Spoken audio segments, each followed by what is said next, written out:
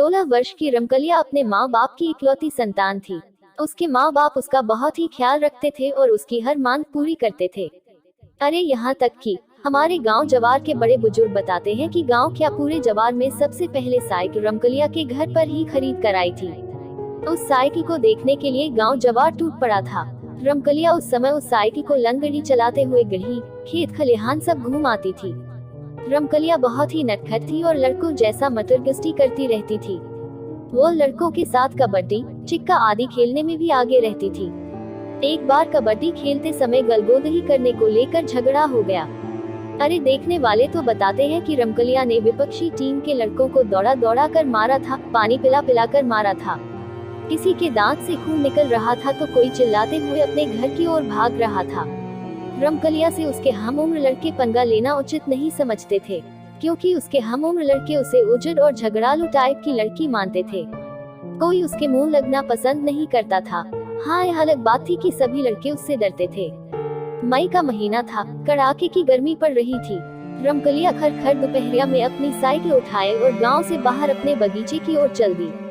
उसका बगीचा धोबरिया गढ़ी के किनारे था। इस बगीचे में आम और महुए के पेड़ों की अधिकता थी। यह बगीचा गांव से लगभग 1 किलोमीटर की दूरी पर था। बगीचे में पहुंचकर पहले तो रमकलिया खूब साइकिल हनहनाए, पूरे बगीचे में दौड़ाए और पसीने से तरबतर हो गई। उसने बगीचे के बीचों बीच एक मोटे आम के पेड़ के नीचे साइकिल खड़ी करके अपने दुपट्टे से चेहरे का पसीना पोंछने लगी। पसीना ओसीना पोंछने के बाद पता नहीं रमकलिया को क्या सूझा कि वह उसी पेड़ के नीचे अपना दुपट्टा बिछाकर उस पर लेट गई। बगीचे में लेटे लेटे ही रमकलिया का मन पंछी उड़ने लगा। वह सोचने लगी कि उसके बाबूजी उसके लिए एक वर की तलाश कर रहे हैं। वह थोड़ा सकुचाई, थोड़ा मुस्काए और फिर सोचने लगी, एक दिन एक राजकुमार आएगा और उसे ब्याह कर ले जाएगा। पता नहीं वह कैसा होगा, कौन होगा, कहाँ का होगा। पता नहीं मैं उसके साथ खुश रह पाऊंगी कि नहीं, पर खैर जो ईश्वर की मर्जी होगी वही होगा। बाबूजी उसके लिए जैसा भी लड़का खोजेंगे वह उसी से शादी करके खुश रहेगी। उसे पक्का विश्वास था कि उसके बाबूजी उसकी शादी जरूर किसी धनवान घर में करेंगे, जहां उसकी सेवा के लिए जरूर कोई न कोई नौकरानी होगी। अभी रमकलिया इन्हीं सब विचारों में खोई थी कि उसे ऐसा आभास हुआ कि उसके सिर की तरफ कोई बैठकर उसके बालों में अंगुली पिरो रहा है।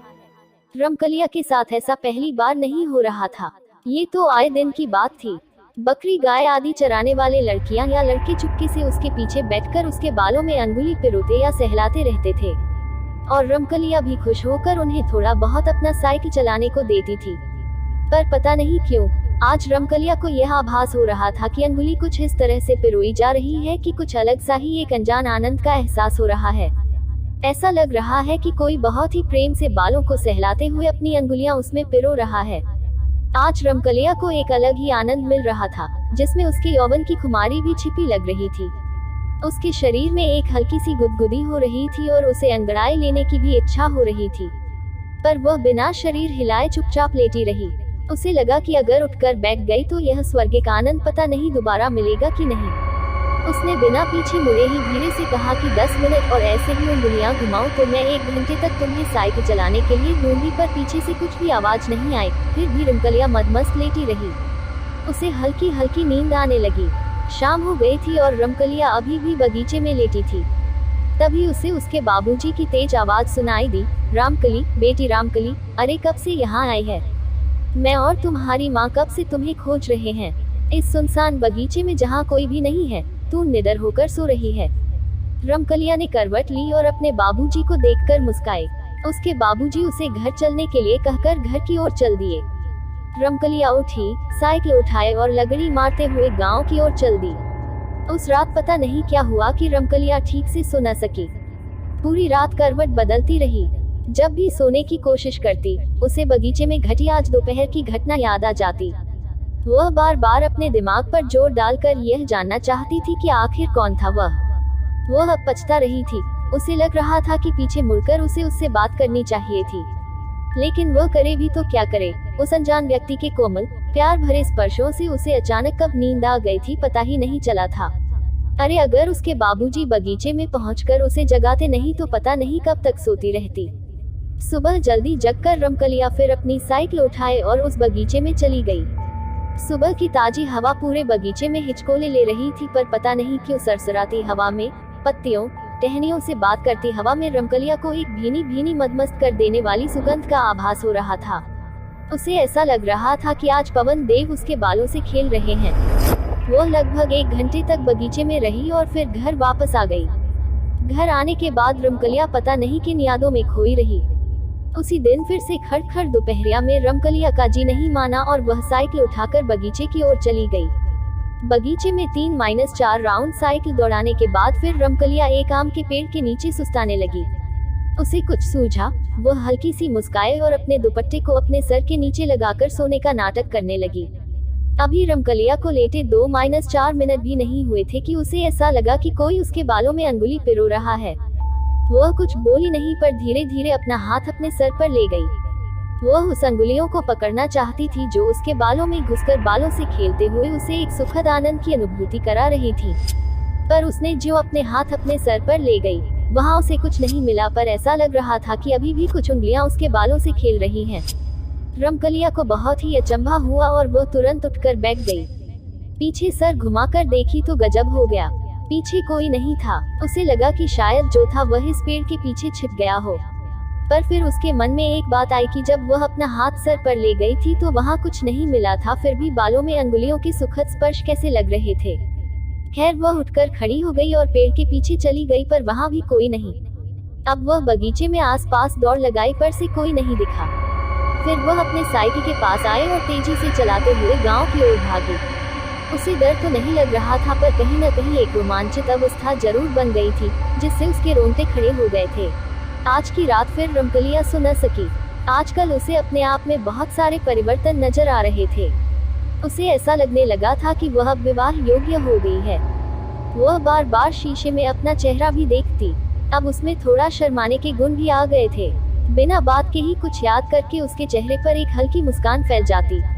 पता नहीं क्यों उसे लगने लगा था कि उसके बालों से खेलने वाला कोई उसके गांव का नहीं, अपितु कोई दूसरा सुंदर युवा है जो प्यार से वशीभूत होकर उसके पास खींचा चला आता है और चुपके से उसके बालों से खेलने लगता है। फिर उसके दिमाग में कौंधा की जो भी है वह बहुत शर्मीला और साथ ही फुर्तीला भी, क्योंकि पता नहीं कहाँ छूमंतर हो गया कि दिखा ही नहीं। रमकलिया के दिमाग में बहुत सारी बातें दौड़ रही थी, पर सब सुखद एहसास से भरी, रोमांचित करने वाली ही थी। अब तो जब तक रमकलिया अपने बगीचे में जाकर 1-2 घंटे लेट नहीं लेटी तब तक उसका जी ही नहीं भरता। रमकलिया का अब प्रतिदिन बगीचे में जाना और एक अलौकिक प्रेम की ओर कदम बढ़ाना शुरू हुआ। एक ऐसा अनजाना, नासमझ प्रेम जो रमकलिया के हृदय में हिचकोले ले रहा था। वो पूरी तरह से अनजान थी इस प्रेम से, फिर भी हो गई थी इस प्रेम की दीवानी। पहली बार प्रेम के इस अनजाने एहसास ने उसके हृदय को गुदगुदाया था, एक स्वर्गिक आनंद को उसके हृदय में उपजाया था। एक दिन सूर्य डूबने को थे। चरवाहे अपने गाय भैंस बकरियों को हाँकते हुए गांव की ओर चल दिए थे। अंधेरा छाने लगा था। ऐसे समय में रमकलिया को पता नहीं क्या सूझा कि वह अपनी साइकिल उठाए और बगीचे की ओर चली गई। आज उसने बगीचे में पहुंचकर साइकिल को एक जगह खड़ा कर खुद ही पास में खड़ी हो गई। उसे कुछ सूझ नहीं रहा था। उसे पता नहीं क्यों ऐसा लग रहा था कि कोई तो है जो अभी उसे उस बगीचे में बुलाया, और वह भी अपने आप को रोक न सकी और खींचते हुए इस बगीचे की ओर चली आई। 2-4 मिनट खड़ा रहने के बाद रमकलिया थोड़ा तंग गई। अपने सुकोमल हृदय को कठोर बनाकर बुदबुदाई, अगर यह कोई इंसान न होकर भूत निकला तो। खैर जो भी हो, मुझे पता नहीं क्यों इस रहस्यमय जीव से मुझे प्रेम हो गया है। भूत हो या कोई दैवी आत्मा, अब तो मैं इससे मिलकर ही रहूंगी। इंसान को अपना बनाता है। मैं अब इस दैवी आत्मा को अपना हमसफर बनाऊंगी। देखती हूँ इस अनजाने अनसमझे प्यार का परिणाम क्या होता है। अगर वह इंसान नहीं तो कौन है और किस दुनिया का रहने वाला है, कैसी है उसकी दुनिया। यह सब सोचती हुई रमकलिया अपने साइकिल का हैंडल पकड़ी और उसे डुबराते हुए बगीचे से बाहर आने लगी। अब बगीचे में पूरा अंधेरा पसर गया था और साथ ही सन्नाटा भी।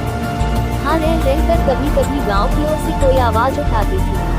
रात को रमकलिया अपने कमरे में बिस्तरे पर करवटें बदल रही थी। नींद उसकी आंखों से कोसों दूर थी। एक अजीब सिहरन, गुदगुदी का एहसास हो रहा था उसको। उसे कभी हंसना तो कभी रोना आ रहा था। तभी अचानक उस कमरे के जंगले से एक बहुत ही तेज, डरावनी सरसराती हवा अचानक कमरे में प्रवेश की। बिना बहती हवा के अचानक कमरे में बैठी इस डरावनी हवा से रमकलिया थोड़ी सहम गई और फटाक से उठकर बैठ गई। उसकी सांसें काफी तेज हो गई थीं।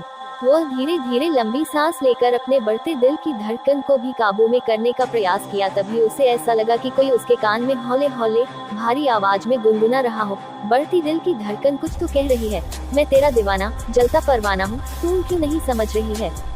इसी के साथ उसे लगा कि वह सरसराती हवा उसके बिस्तरे के बगल में हल्के से मूर्त रूप में स्थिर हो गई है, पर कुछ भी स्पष्ट नहीं है। अचानक उसे लगा कि वही बगीचे में वाले सुकोमल हाथ फिर से उसके बालों के साथ खेलने लगे हैं, उसे एक चरम आनंद की अनुभूति करा रहे हैं। वो चाहकर भी कुछ न कह सकी और धीरे धीरे फिर से लेट गई। अरे यह क्या, उसके लेटते ही ऐसा लगा कि उसके कमरे में रखी एक काठ कुर्सी सरकते हुए उसके सिरहाने की ओर आ रही है। वो करवट बदली और उस काठ कुर्सी की ओर नजर घुमाई, तब तक वह काठ कुर्सी उसके सिरहाने आकर लग गई। फिर बिना कुछ कहे एक मदमस्त अलहट प्रेमांगना की तरह हंगराए लेते हुए सांसों को तेजी के साथ छोड़ते हुए वह फिर से चुपचाप बिस्तरे पर लेट गई। उसके लेटते ही वह सुकोमल हाथ फिर से उसके बालों से खेलने लगे। वो एक कल्पित दुनिया की सैर पर निकल गई। यह कल्पित दुनिया अलौकिक थी। इस दुनिया की इकलौती राजकुमारी रमकलिया ही थी जिसे एक अपने सेवक से प्रेम हो गया था। वह इस कल्पित दुनिया में आनंदित होकर विचरण कर रही थी। अचानक रमकलिया को इस कल्पित दुनिया से बाहर आना पड़ा, क्योंकि इसे लगा कि कोई उसका सिर पकड़कर जोर जोर से हिला रहा है, यानी जगाने की कोशिश कर रहा हो। रमकलिया को लगा कि कहीं यह भी स्वप्न तो नहीं, पर वह तो जगी हुई ही थी। वह उठकर बैठ गई। फिर उस कमरे में शुरू हुई एक ऐसी कहानी जो रमकलिया को उसके पिछले जन्म में लेकर चली गई। रमकलिया बिस्तरे पर सावधान की मुद्रा में बैठी हुई थी। काठ कुर्सी पर मूर्त रूप में पर पूरी तरह से अस्पष्ट हवा का रूप विराजमान था और वहां से एक मर्दानी भारी आवाज सुनाई दे रही थी। वह आवाज कह रही थी, रमकलिया तू मेरी है, सिर्फ मेरी।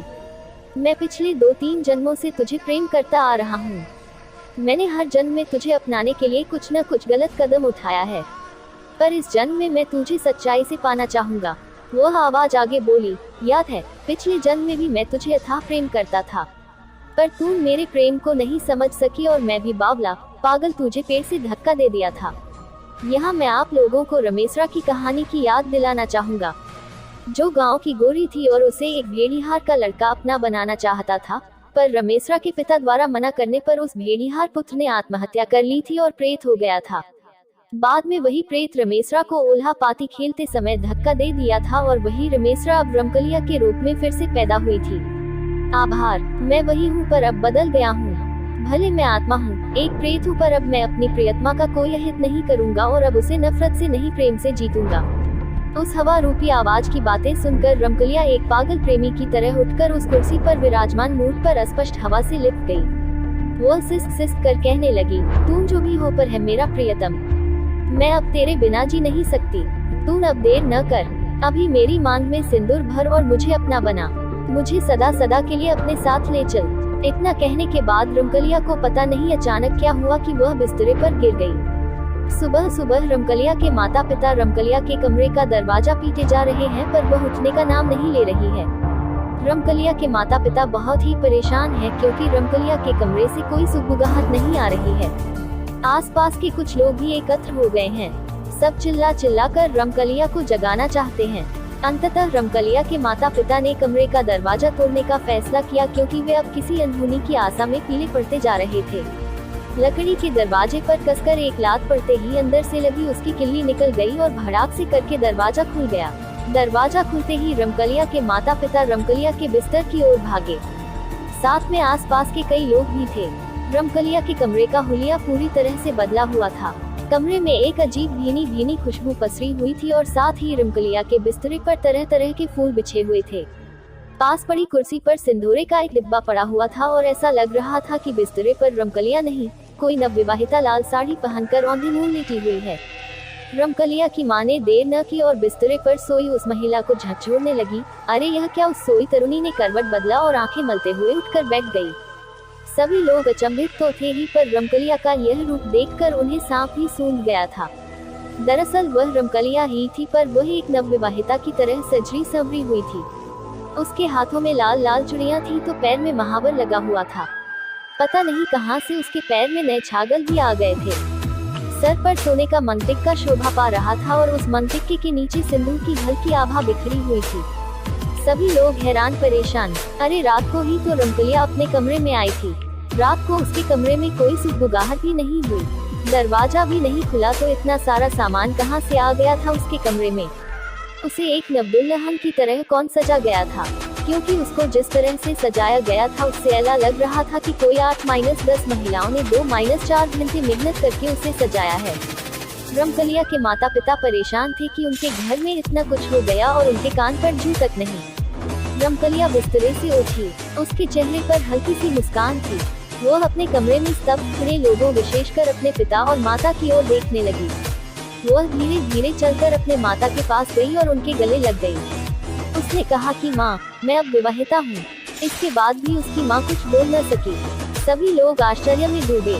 धीरे धीरे यह बात गांव के पूरे जवार और जिले में फैल गई। लोग रमकलिया के गांव की तरफ आते और सच्चाई जानने की कोशिश करते, पर गांव के लोगों की सुनी बातों पर अविश्वास से सिर हिलाते चले जाते। जी हाँ, उस रात उस प्रेत ने रमकलिया से विवाह करके उसे सदा के लिए अपना बना लिया था।